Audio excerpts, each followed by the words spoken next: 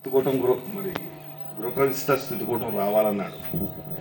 సరే కుటుంబంతోనే రావాలనుకున్నాను, కానీ నాకు చిన్న మనవలు ఉన్నారు నా దగ్గర ఇప్పుడు ప్రస్తుతం, అందుకే నేను తీసుకురాలేకపోయిన ఎండ వలన. సరే మళ్ళీ నిన్న సాయంత్రం ఫోన్ చేశాడు, ఉదయం ఫోన్ చేశాడు, వస్తున్నారా లేదా అంటే నేను సాయంత్రం చెప్తానన్నాను.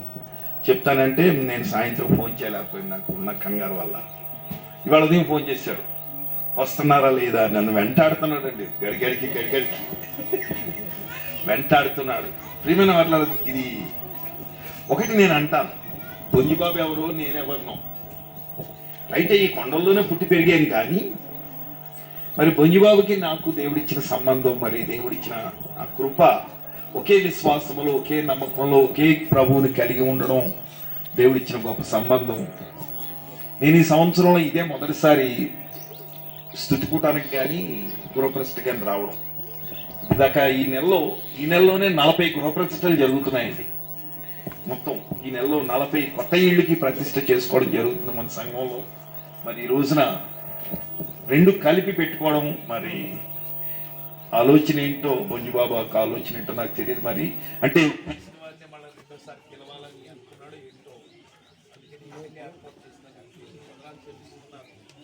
ఈ స్తుతికూటం గృహప్రతిష్ఠ నేను ఇంకా కోరుతాను ఏంటంటే ఆ బిడ్డ కూడా రాబో దినాల్లో ఒక బలమైన సాక్ష్యంగా ఉండాలి.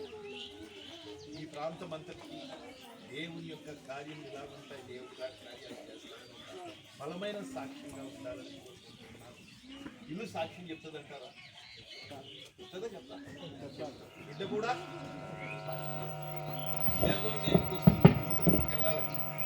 గృహప్రతిష్ఠకి వెళ్ళాలి, పిలిచారు వారు కూడా. ఇద్దరం వెళదాం అనుకున్నాం, కానీ దానికి ముందే 3 రోజుల ముందు ఫోన్ వచ్చింది, అయ్యగారు మీరు రావడానికి అవ్వదు, గృహప్రతిష్ఠ ఆగిపోయింది అన్నారు. మరుసటి రోజు ఫోన్ చేశారు, లేదు గృహప్రతిష్ఠ చేసే గృహ యజమాని జైలుకి వెళ్ళిపోయాడు కాబట్టి గృహప్రతిష్ఠ క్యాన్సిల్ అన్నారు.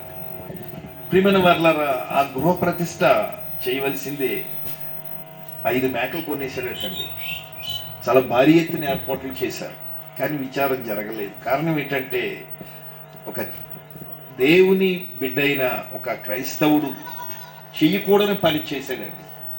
చెయ్యకూడని పని చేయడం వలన అతను ఈ రోజున జైల్లో ఉండవలసిన పరిస్థితి వచ్చింది. గృహప్రతిష్ఠ జరగలేదు. దయచేసి నేను కోరేది అదే, రాజకుమార్ కానీ ఈ గృహం కానీ 2 కూడా ప్రభు సాక్షార్థమై అనేక తరాల వారికి, అనేక ప్రాంతాల వారికి సాక్ష్యంగా ఉండాలని కోరుకుంటూ ఈ కొద్ది మాటలు ముగిస్తూ అందరికీ అభినందనలు తెలియజేస్తూ ఉన్నాను, కుటుంబానికి పెద్దలకి. సంతోషమని చక్కగా ఆశీర్వాదకరమైనటువంటి మంచి మాటలు చెప్పి బలోపేతం చేసినటువంటి మీకు వందనాలు. మంచిదండి. ఒక సమయంలో కుటుంబీకులందరూ కూడా ముందుకు రావాలని కోరుతున్నానండి. ఈ సమయంలో అన్నయ్య గారికి చిన్న సన్మానం ఉందండి.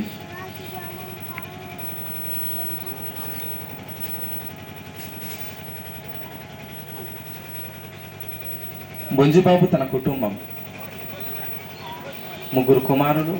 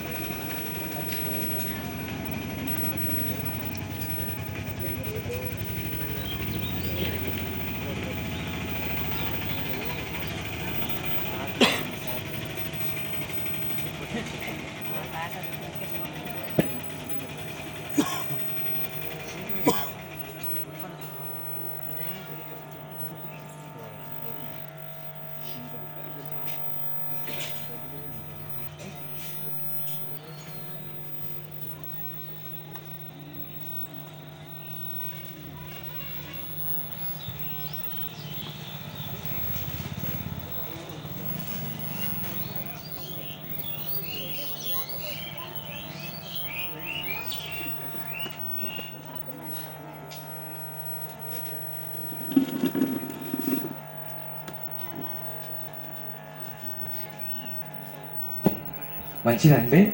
అన్నయ్య గారికి కుటుంబ సమేతంగా సన్మానం చేయబోతున్నారు. సన్మానం చేస్తున్నప్పుడు ప్రతి ఒక్కరు కూడా చప్పట్లు కొట్టాలని కోరుతున్నారండి.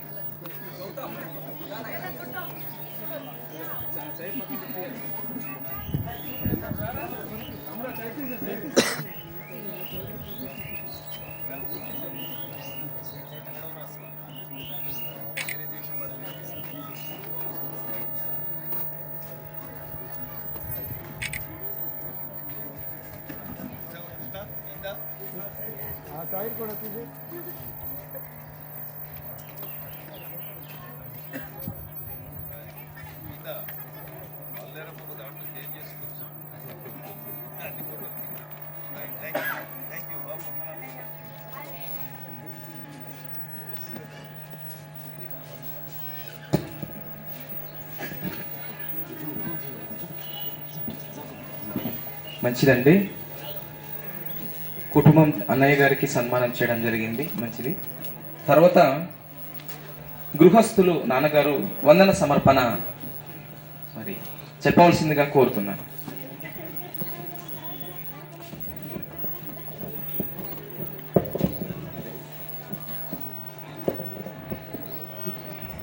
ముందుగా మరి సంతోషంగా మా గృహ ప్రతిష్టలో తర్వాత మా మన్మాడు రాజకుమారు శృతి కూటానికి మరి మీ నా ఒక కుటుంబ సభ్యులుగా భావిస్తున్నా. నేను నా ఒక దేవుని పేరట నా కుటుంబ సభ్యులు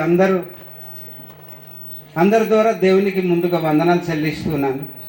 మరి వచ్చిన అన్నయ్యకు నేను అన్నయ్య చెప్పారు 3 సార్లు ఫోన్ చేసి మీటింగ్లో ఉన్నప్పుడే ఫోన్ చేసి నేను ప్రెజర్ పెట్టడం, తర్వాత నిన్న కూడా ఫోన్ చేయడం, తర్వాత ఉదయం కూడా ఫోన్ చేసి నా కుటుంబంగా రావాలని నేను కోరడం కూడా అన్నయ్యకు నేను ఇబ్బంది పెట్టి క్షమించమని అన్నయ్య కోరుకుంటున్నాను. అది అంతేకాకుండా మరి చాలా ప్రాంతం నుంచి టీం లీడర్గా వచ్చి ఉన్నారు. వారికి కూడా నా ఒక కుటుంబ తరపున వందనాలు చెల్లించుకుంటున్నాను. మరి సేవకులుగా వచ్చి ఉన్నారు, వారికి కూడా దేవుని పేరిట వందనాలు. మరి బోధకులు, సంఘ పెద్దలు, సువార్థికులు, సండే స్కూల్ టీచర్లు, అలాగే క్రైస్తవులు, విశ్వాసులు, నా స్థానిక మందిర సభ్యులందరికీ కూడా ప్రభు పేరిట వందనాలు చెల్లించుకుంటున్నాను. మరి అంతేకాకుండా చాలా రాత్రి నుండి నిద్ర లేకుండా పనిచేసి ఉన్నారు. పనిచేసిన వారందరికీ కూడా దేవుని పేరిట వందనాలు. మీ అందరి కోసము మరి వంటలు కూడా ఏర్పాటు చేయడానికి చాలా కష్టపడి ఉన్నారు.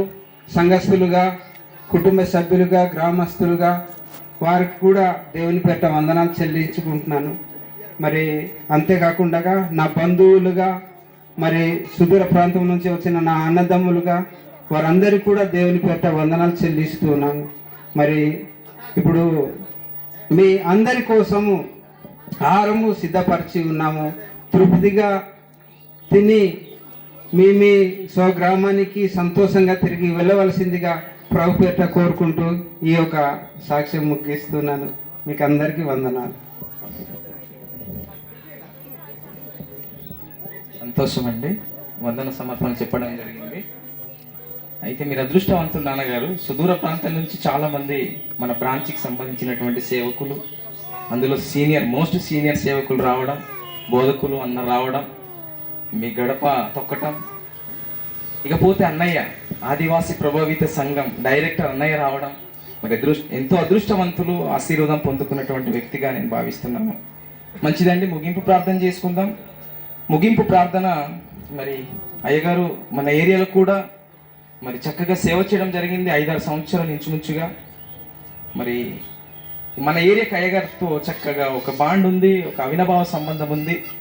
గెమ్మెలి లక్ష్మణరావు లక్ష్మయ్య అయ్యగారు ముగింపు ప్రార్థన చేస్తే అన్నయ్య ఆదివాసీ ప్రభావిత పదం డైరెక్టర్ అన్నయ్య గారు మరి ఆశీర్వాదంతో ముగించుకుంటాం ఈ కార్యక్రమం.